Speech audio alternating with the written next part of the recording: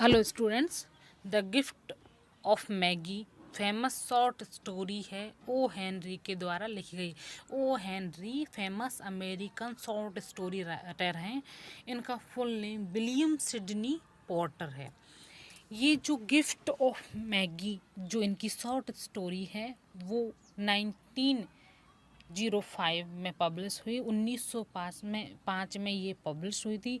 इस स्टोरी में एक यंग हस्बैंड और वाइफ और किस तरह से वो कि एक मतलब सीक्रेटली क्रिसमस के गिफ्ट लाना चाहते हैं एक दूसरे के लिए, उसमें किस तरह से वो कौन क्या चैलेंज फेस करते हैं और किस तरह से अपनी जो सेक्रीफाइसल लव है उसको डिनोट करते हैं, उसको महसूस करते हैं।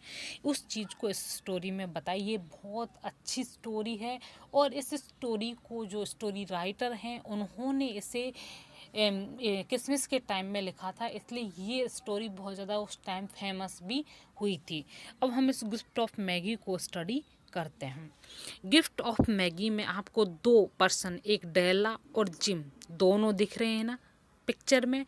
तो ये जिम है और ये डेला है। डेला के जो हेयर हैं बहुत ब्यूटीफुल हेयर हैं और स्पेशली जो जिम है उनको डेला के हेयर बहुत पसंद है। ठीक है, और यहाँ पर कुछ क्लियर नहीं दिख रहा, लेकिन इसमें जो जैम ने जो घड़ी पहनी हुई है, मतलब इस ये पॉकेट में एक वॉच रखते हैं, वो वॉच इनके फोर फादरों के पुराने समय से ही इनके पास में रही है। ये जब स्टोरी लिखी गई थी तो उसमें ये दोनों एक दूसरे को गिफ्ट देना चाहते हैं। जो डेला होती है वो हाउस वाइफ रहती है और वो अपने घर के छोटे मोटे खर्चों से वो मुश्किल से $1.87 मतलब $1.87 बचा पाती है। वो कितनी भी कोशिश करने के बाद में वो इतने ही पैसे बचा पाती है। ठीक है, वो अपने चाहे हो सकता है वो अपने कुछ ज़रूरत की चीज़ें जो उसे बहुत ज़्यादा ज़रूरत नहीं थी उन चीज़ों को वो नहीं खरीदती हो, या हो सकता है बहुत ज़्यादा बार्गेनिंग करके जो सब्जी वाले दूध वाले वो पैसा बचा पाती है। वो उनकी जो क्या एक्चुअली इसमें ये दोनों कपल बहुत गरीब बताएं और अपनी छोटी मोटी ज़रूरतों को ही अपनी इन चीज़ों से वो पूरा कर सकते हैं, लेकिन वो एक दूसरे को इतना ज़्यादा पसंद करते थे कि एक दूसरे के लिए वो सीक्रेटली क्रिसमस का गिफ्ट भी देना चाहते हैं। इसलिए डेला जब जिम को ये गिफ्ट देना चाहती है तो वो कुछ मेहनत करके ये पैसे बचा लेती है। इसमें देखो ये तुम्हारी डेला है, डेला, और जो वो हैं आपके जिम। हो गया क्लियर? ये डेला और जिम है। ये मुश्किल से ही 1.87 बचा सकती हैं, लेकिन दोनों एक दूसरे को अनकंडीशनली लव करते थे।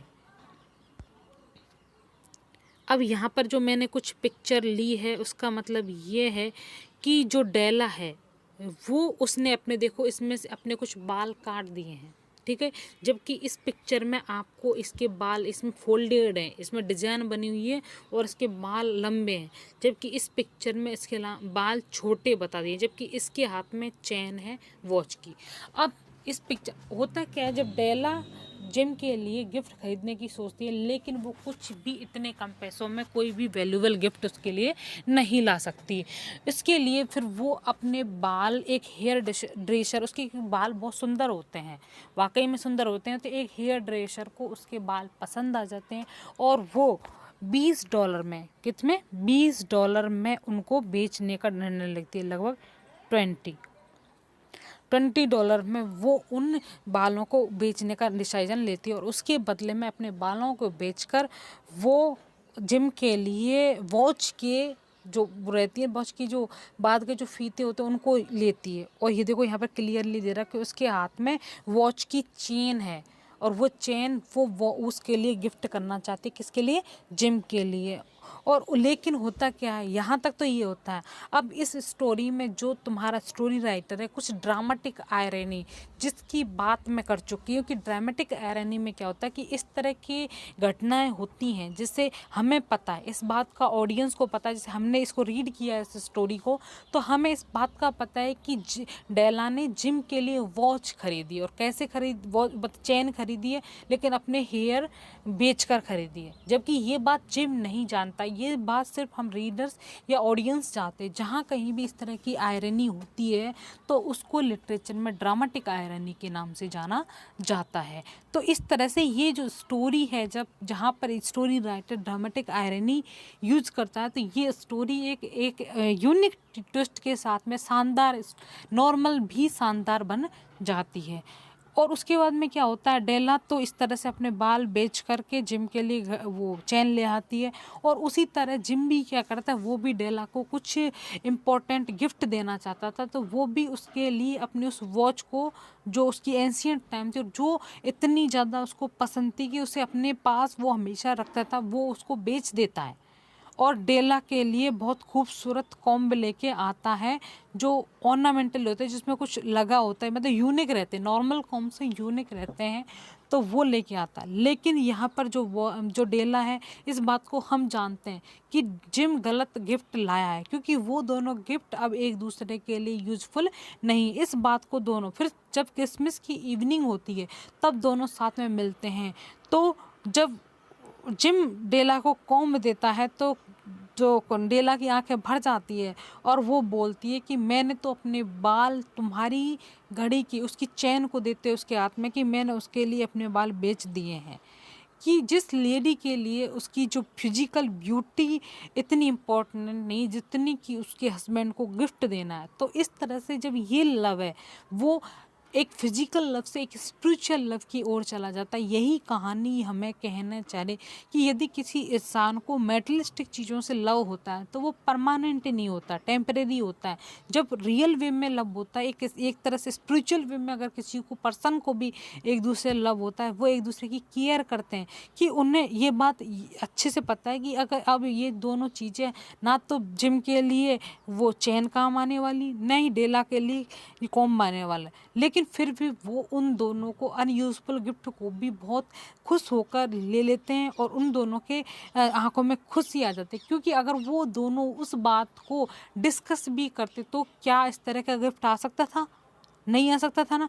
क्यों? वो एक दूसरे को इतना ज़्यादा पसंद और केयर करते थे एक दूसरे की, कि उन्होंने वो एक दूसरे को खुशी देने के लिए अपनी कुछ इम्पोर्टेंट चीज़ों का सेक्रीफाइस यहाँ पर कर दिया है। जैसे इम्पोर्टेंट चीज़ में डेला के बाल लिए, बाल का मतलब उसकी फिजिकल ब्यूटी जो लेडीज़ के लिए मोस्ट इम्पॉर्टेंट होती है उसको डिनोटेड यहाँ पर राइटर ने किया है। और इन द सेम भी जिम के लिए उसके फोर फादर्स की कुछ चीज़ अपने पास में होना बहुत ज़रूरी था, क्योंकि वो उससे बहुत ज़्यादा लगाव रखता था। तो उस चीज़ को बेचकर हो सकता है इन फ्यूचर में उन्होंने वो खरीद भी लिया और डेला के बाल बिक जाए, लेकिन स्टोरी जिस बात वो कहना चाहती है वो समझना है कि उन दोनों का जो लव है, उनकी जो नॉर्मल जो वर्ल्डली प्लीजर है उनसे भी अब यहाँ पर हो जाता है कि वो अपने एक दूसरे की केयर करने के लिए उनका सेक्रीफाइसल लव उस स्टोरी को एक यूनिक ट्विस्ट देता है कि किस तरह से वो दोनों एक दूसरे के अनयूज गिफ्ट को भी एक्सेप्ट कर लेते हैं और किस तरह से एक लॉन्ग लास्टिंग लव को और यहाँ पर बॉर्न करते हैं, उसको जन्म देते हैं। तो ये बहुत सुंदर स्टोरी है द गिफ्ट ऑफ मैगी। यहाँ पर अब ये सबसे इम्पोर्टेंट ये तो हो गया भाई, उन्होंने अब इसमें तुमने देखा होगा कि एक दूसरे को गिफ्ट दे दिया। अब सबसे इम्पोर्टेंट ये कि इसमें दो कैरेक्टर, एक जिम है और डेल है, लेकिन राइटर ने यहाँ पर द गिफ्ट ऑफ मैगी बोला है। यहाँ पर जो मैगी वर्ड है वो बाइबिकल की मैगी है उसको डिनोट करता है, मतलब एक प्योरिटी ह्यूमन बीइंग को डिनोट करता है कि जो मैगी है वो बाइबल से लिया है ये वर्ड, और मैगी जो स्टोरी है उसकी बाइबल में है, और जो मैगी बाइबल में यूज़ किया है जो लेडी है वो प्योरिटी को डिनोट करती है, इसलिए उनका जो लव है वो अनकंडीशनल और सेक्रीफाइस लव को डिनोट करता है। Thank you very much.